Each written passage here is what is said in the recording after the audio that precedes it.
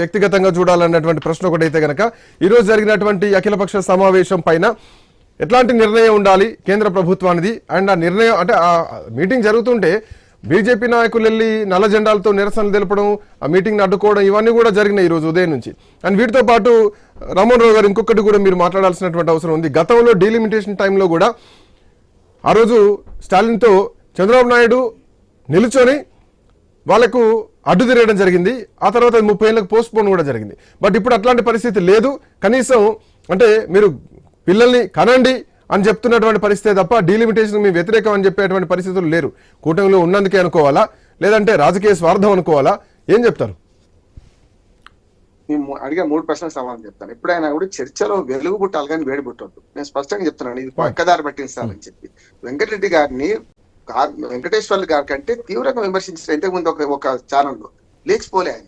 నేను ఏమంటున్నాను సార్, దీన్ని రాజకీయంగా చూడకండి, దీన్ని మన అందరి క్షేమం చూడండి అంటున్నాను శ్రీకాంత్ గారు. మన ఛానల్లో కూడా రేటింగ్స్ వాళ్ళు కొట్లాడుకుంటే మనకేమొస్తుంది?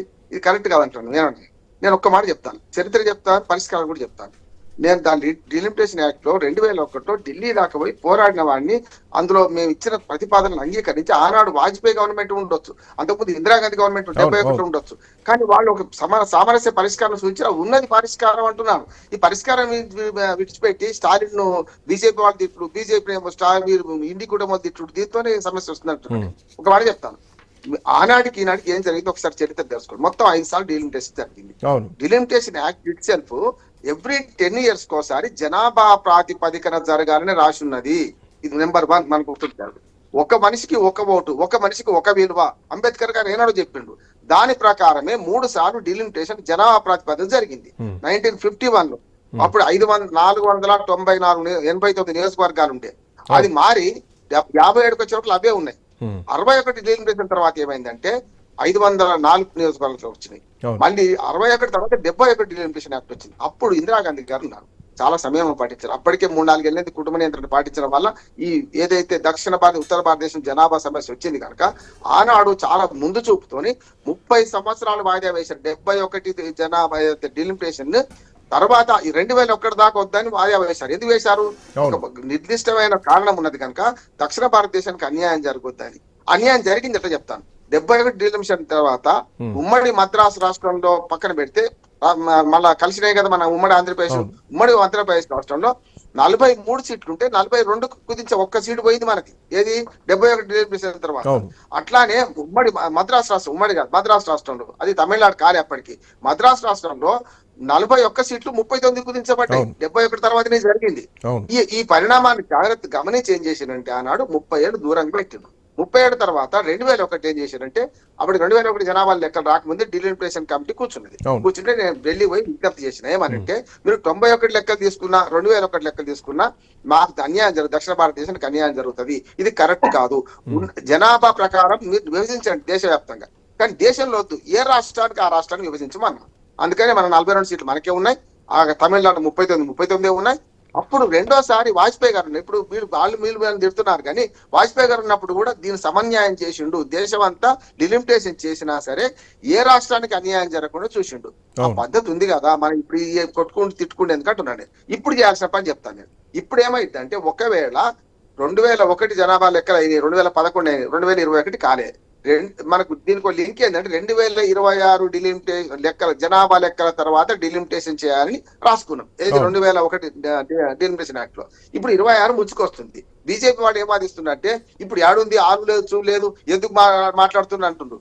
వస్తుంది, ఎందుకు మాట్లాడుతూ 2026 జనాభా లెక్కల ప్రకారం డీలిమిటేషన్ జరగాల్సి ఉన్నది కనుక మాట్లాడుతున్నాం అంటున్నాడు. అందుకని దక్షిణ భారతదేశం మీటింగ్ పెట్టినట్టు స్టాలిన్ గారు కరెక్ట్ అంటున్నాడు. కానీ ఇందులో ఏమైతుందంటే స్టాలిన్ వాళ్ళు కూడా ఏమంటారు, బీజేపీ మీద ఎత్తు పెడుతున్నా అంటున్నాడు. అది కాదు కావాల్సింది.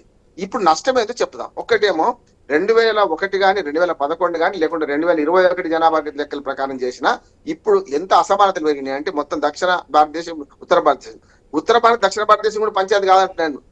ఉత్తర భారతదేశం నష్టపోయే సీట్లు కూడా చెప్తాను నేను. మొదలు ఒకవేళ జనాభా లెక్కల ప్రకారం చేస్తే, కొత్త జనాభా లెక్కల ప్రకారం చేస్తే 8 సీట్లు తమిళనాడు నష్టపోతాయి, 8 సీట్లు కేరళ నష్టం, 28 పోతాయి. మన ఉమ్మడి ఆంధ్రప్రదేశ్ లో 4, 3, 7 నుంచి 8 సీట్లు మనం పోతాయి. 3 సీట్లు కర్ణాటక పోతాయి.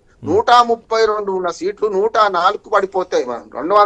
135 35 సీట్లు ఉన్న బాపతి 104కు పడిపోతాం మనం. అది కరెక్ట్. ఇంకోటి ఏంటంటే ఉత్తర భారతదేశం లేదా అంటే పశ్చిమ బెంగాల్ 4 సీట్లు పోతాయి సార్, ఒరిస్సా 2 సీట్లు పోతాయి సార్, మనకు పంజాబ్ హర్యానా ఒక్కొక్క సీటు పోతుంది, మహారాష్ట్రలో 2 సీట్లు పోతాయి. ఇప్పుడు ఉత్తర భారతదేశం దక్షిణ పంచాయతీ కాదు ఇది. జనాభా నియంత్రణ ఎవరు చేసిండో వాళ్ళు నష్టం అవుతుంది. అంటే జనాభా నియంత్రణ చేస్తే మంచికి ప్రోత్సాహం ఉండన్నా, శిక్ష ఉండన్నా, శిక్ష పడవద్దు అంటున్నాం. పడకుండా ఉంటే ఏం చేయాలి? 71లో ఏం పాటిస్తే నష్టపోయింది చూసినాం కదా. 2001 మంచి ఉదాహరణ. 2001లో చేసినట్టు కనుక ఇదే ఇండియా మొత్తం డిలిమిటేషన్ చేయకుండా ఏ రాష్ట్రానికి ఆ రాష్ట్రం డిలిమిట్ చేసిన అనుకోండి ఒడిసిపోతుంది కదా. అంటే దీన్ని విడిచిపెట్టి ఇప్పుడు వీళ్ళ మీద వాళ్ళ మీద లోన్ పెడుతున్నారు. బట్ మీరు సీట్లు తగ్గుతాయన్నటువంటి వర్షన్ ఒకటి తీసుకొస్తున్నారు. డీలిమిటేషన్ తోటి దక్షిణాదిలో ఒక్క సీటు కూడా తగ్గదని చెప్పేసి అమిత్ షా చెప్తున్నారు. సో ఇక్కడ కొత్త చర్చ ఏం జరుగుతుందంటే తగ్గకపోవడం పక్కన పెడితే పెరిగాయి అన్నది ఒకటి చెప్తున్నారా, లేదు తగ్గుతున్నాయి అని చెప్పేసి మనం ఇండికేషన్ చూసుకోవచ్చా? టెక్నికల్ గా చెప్తున్నాను. ఇప్పుడు అమిత్ షా వద్ద చెప్తున్నాడు తగ్గాయి అంటున్నాడు కానీ పెరుగుతాయి అంటలేడు కదా. నేనేమంటున్నానంటే గతంలో 2001లో వాజ్పేయి గారు ఏం చేసారో అది చేయమంటున్నాడు. అంటే దేశవ్యాప్తంగా డిలిమిటేషన్ ఉండదు.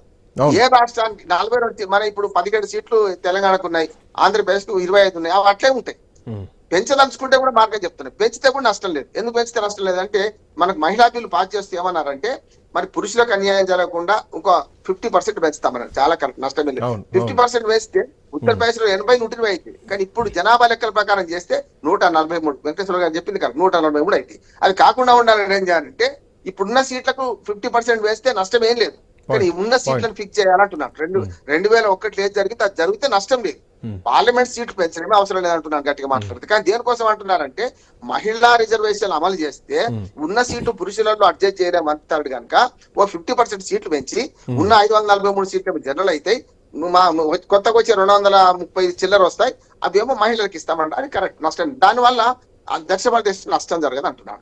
ఎప్పుడు నష్టం జరుగుతుంది అంటే ఏ జనాభా లెక్కలు కొత్తవి తీసుకున్నా, 2011 తీసుకున్నా, 2021 తీసుకున్నా, ఇప్పుడు జరగబోయే తీసుకున్నా కూడా ఏమవుతుందంటే జనాభా ప్రాతిపదికన చేస్తే దక్షిణ భారతదేశం 30 సీట్లు కోల్పోతుంది. ఉత్తర భారతదేశంలో కూడా 2-3 రాష్ట్రాలలో 10 సీట్లు వాళ్ళు కోల్పోతారు. ఇవన్నీ ఎక్కడ పెరుగుతాయి అంటే రాజస్థాన్, పంజాబ్, మన మధ్యప్రదేశ్, ఉత్తరప్రదేశ్, బీహార్, ఈ 4 రాష్ట్రాలు పెరుగుతాయి. ఇంకో మాట, జనాభా నియంత్రణలో కూడా ఆ 4 రాష్ట్రాలు చెప్తాను నేను. మనమేమో పాటించాం. 64% మాత్రమే కేరళ జనాభా పెరిగింది, 134% మాత్రమే మనకు తమిళనాడు జనాభా పెరిగింది, 161% మాత్రమే మనకు 140% మాత్రమే ఆంధ్రప్రదేశ్, ఉమ్మడి ఆంధ్రప్రదేశ్ జనాభా. ఎందుకంటే 2011 లెక్కలేవు మనకు పెరిగింది. కర్ణాటక కూడా 132% పెరిగింది, కానీ అక్కడ బీహార్లో 262%, మన ఉత్తరప్రదేశ్ 216%. చూడండి, దీంతో ఏమైంది అంటే ఇప్పుడున్న సీట్లలో ఈ కోల్పోయే మన 30 సీట్లు మన దక్షిణ భారతదేశం కోల్పోతుంది, మరొక 10 సీట్లు ఉత్తర భారతదేశం. ఈ 40 సీట్లు ఎక్కడ పెరుగుతాయి అంటే ఈ 4 రాష్ట్రాలే పెరుగుతాయి. అది సమస్య.